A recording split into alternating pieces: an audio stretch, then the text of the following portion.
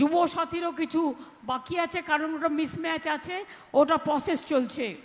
যুবসাথীরও কিছু বাকি আছে, কারণ ওটা মিসম্যাচ আছে, ওটা প্রসেস চলছে। যুবসাথী যারা মমতা ব্যানার্জির বাব্যাপান্ত করতো, তারা লাইনে দাঁড়িয়ে যুবসাথীর ফর্ম ফিল আপ করছে এখন, দেখেছেন তো? যুবসাথী, দেখুন, এটাই আমাদের কর্তব্য। আমরা ধর্ম নিয়ে রাজনীতি করি না, আমরা ধর্ম বাড়িতে করি। আমরা বৈচিত্র্যের মধ্যে একতার মূলমন্ত্রে বিশ্বাস করি। আমরা বিশ্বাস করি নানা ভাষা, নানা মত, নানা পরিধান, বিবিধের মাঝে দেখো মিলন মহান।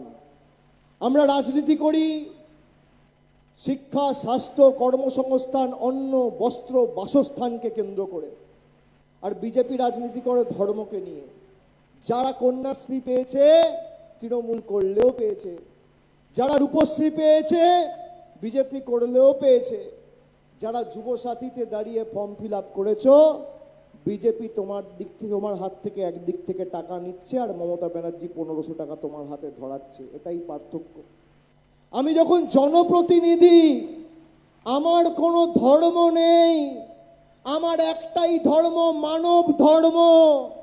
মানুষকে পরিষেবা দেওয়া, রাস্তা, ঘর, জল, মানুষকে উন্নয়নমূলক পরিষেবা পৌঁছে দেওয়া।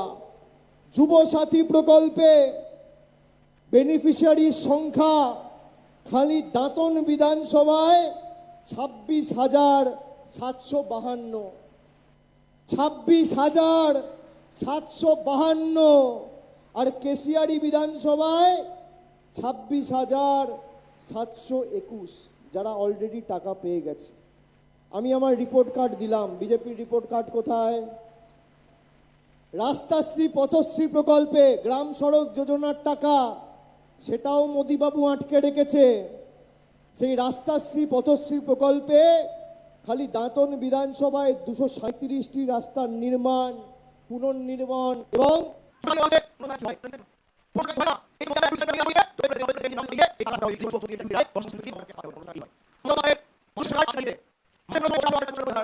মোদি 9 টাকা দিন, তারপর কথা বলুন।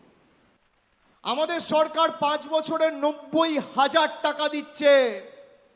আপনি 9 টাকা দিন, 90 টাকা দিন। কারোর অ্যাকাউন্টে 12 বছরে 9 পয়সা ঢোকেনি।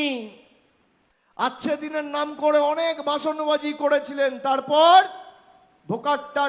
যুবসাথীরও কিছু বাকি আছে, কারণ ওটা মিসম্যাচ আছে, ওটা প্রসেস চলছে। যুবসাথীরও কিছু বাকি আছে, কারণ ওটা মিসম্যাচ আছে, ওটা প্রসেস চলছে।